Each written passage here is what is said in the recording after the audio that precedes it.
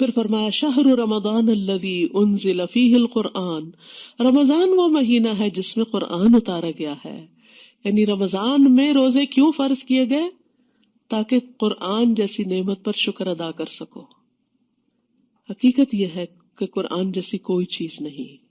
یعنی اس معنی میں کہ باقی تمام چیزیں جو ہیں وہ اللہ کی مخلوق ہے. آسمان بہت بڑا ہے، اللہ کی کریشن ہے. زمین اللہ کی کریشن ہے. پہاڑ، درخت، انسان، جانور، حیوانات، پرند چرند، یہ سب اللہ کی کریشن ہے. سونا، چاندی، جو بھی انسان کو چیزیں بہت اٹریکٹ کرتی ہیں، یہ ساری اللہ کی کریشن ہے. لیکن ان میں سے سب سے بہترین چیز اللہ کا کلام قرآن ہے. قرآن جو ہے ایک مبارک کتاب ہے، برکتوں والی ہے. اللہ تعالیٰ فرماتے کتاب انزلناہ الیک مبارک، یہ ایک کتاب جو ہم نے آپ کی طرف اتاری ہے بہت بابرکت ہے. کیوں اتاری ہے؟ لیدبروا آیاتہ، تاکہ لوگ اس کی آیات میں تدبر کریں، غور و فکر کریں.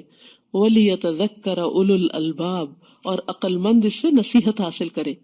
تو یہ بابرکت کتاب بابرکت مہینے میں، بابرکت رات میں، بابرکت شہر میں، انبیاء کے سردار محمد صلی اللہ علیہ وسلم پر اور بہترین امت محمد صلی اللہ علیہ وسلم پر نازل ہوئی.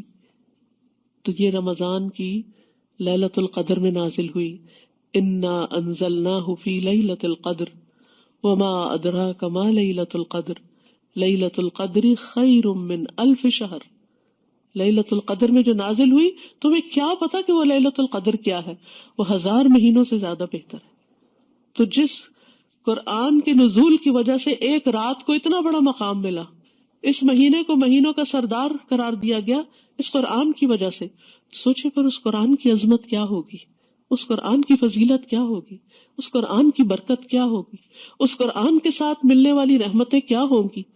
تو اس لیے ہم سب کو اس بارے میں سوچنا چاہیے کہ ہم اس رمضان میں قرآن کے ساتھ کیسا تعلق قائم کر سکتے ہیں. شہر رمضان الذی انزل فیہ القرآن. تو اگر رمضان میں قرآن نازل ہوا ہے تو رمضان میں ہی یہ قرآن دلوں پہ نازل ہوتا ہے.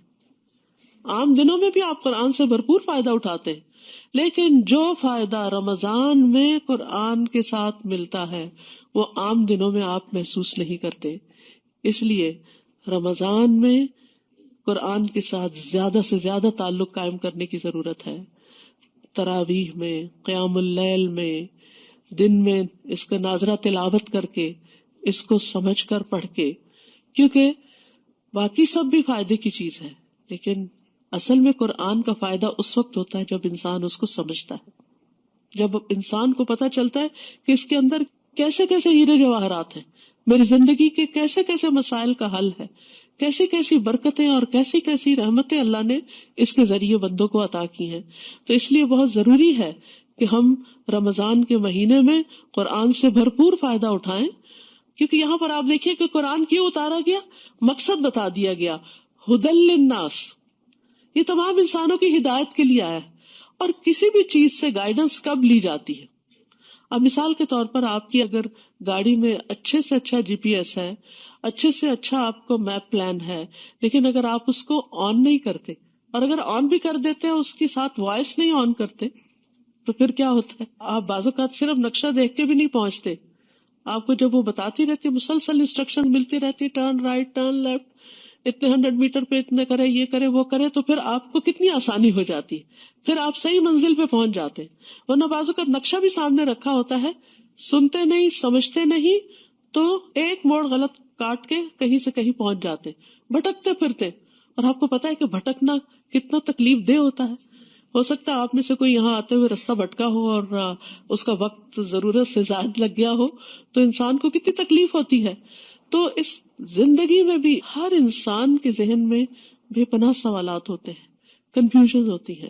اپنی زندگی کے بارے میں انسان کہتا ہے میرے ساتھ ایسا کیوں ہو گیا، یہ ایسا کیوں ہے، یہ ویسا کیوں ہے، میرے ساتھ یہ مسائل کیوں پیش آ رہے ہیں، میرے ہی بچے ایسے کیوں ہیں، میرا ہی ہسبینڈ ایسا کیوں ہے، یہ کیوں ہو رہا ہے. ان سارے سوالات کے جواب آپ کے پیدا کرنے والے کے سوا آپ کو کون دے سکتا ہے؟ وہ صرف آپ کا رب ہی آپ کو بتا سکتا ہے.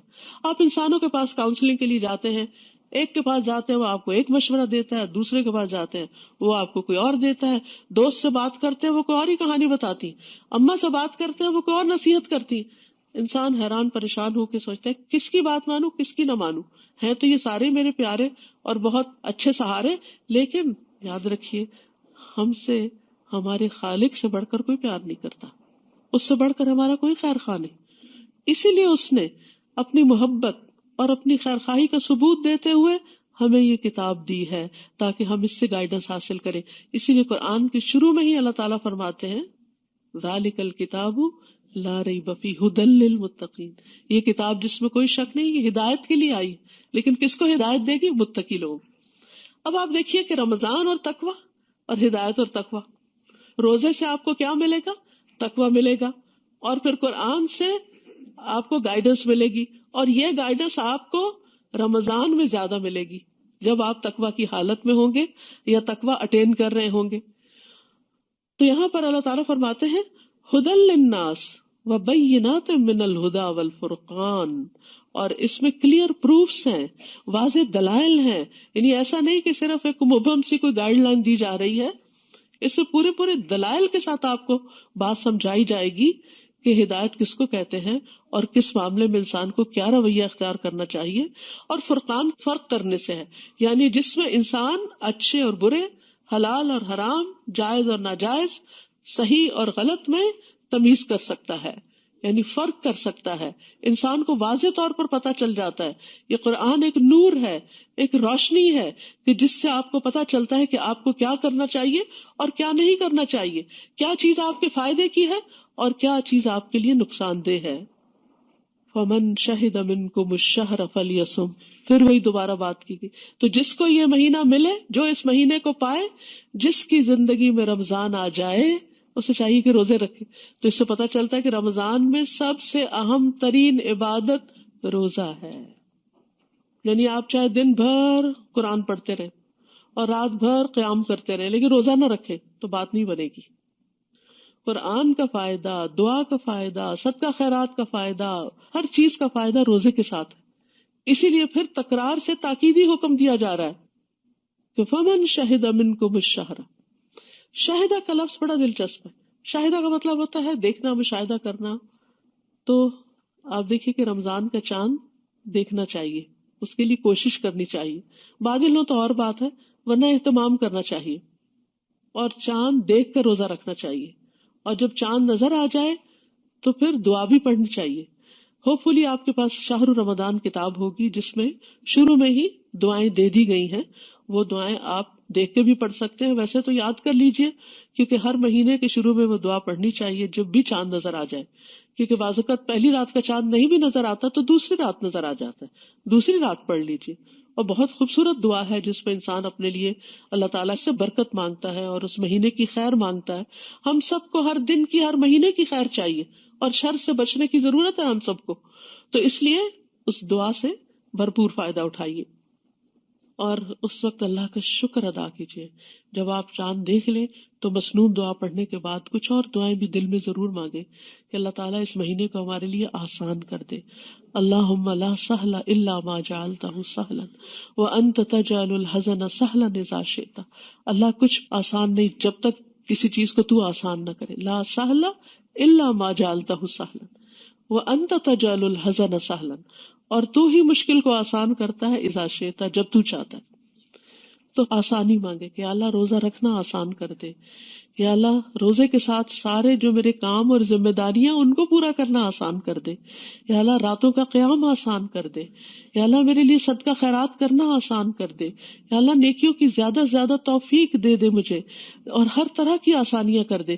کیونکہ جب آسانی ہوگی تو انشاءاللہ آپ کو پتہ بھی نہیں چلے گا اور رمضان کے اینڈ میں آپ کہیں گے کاش یہ سارا سال ہی رمضان ہوتا. کتنی ٹائم مینجمنٹ ہو گئی تھی، کتنی ہر چیز اپنے وقت پر اپنی جگہ پر آ گئی، کتنے ہی کام وقت پر سمٹ گئے. کیونکہ ویسے تو ہم کھانے کی بیس پہ بیٹھتے ہیں تو اٹھتے ہی ٹائم لگا دیتے ہیں، لیکن رمضان میں جب ڈنر کرتے ہیں تو کیا ہوتا ہے، تراویح کے لیے جانا ہے، جلدی کرو، بس کرو، ختم کرو، بس اتنے بجے ٹائم ختم، اور اس کے بعد آپ چیزیں سمیٹ دیتے ہیں. سحری کے وقت آپ سحری کھا رہے ہیں، بس بس بس ٹائم ہو رہا ہے، ختم کر دو یہاں پر. یہ عام دنوں میں ہو ہی نہیں پاتا. 5 منٹ اوپر 5 منٹ نیچے تو کوئی بات ہی نہیں. چاہے ہم کچھ بھی کر رہے ہوں.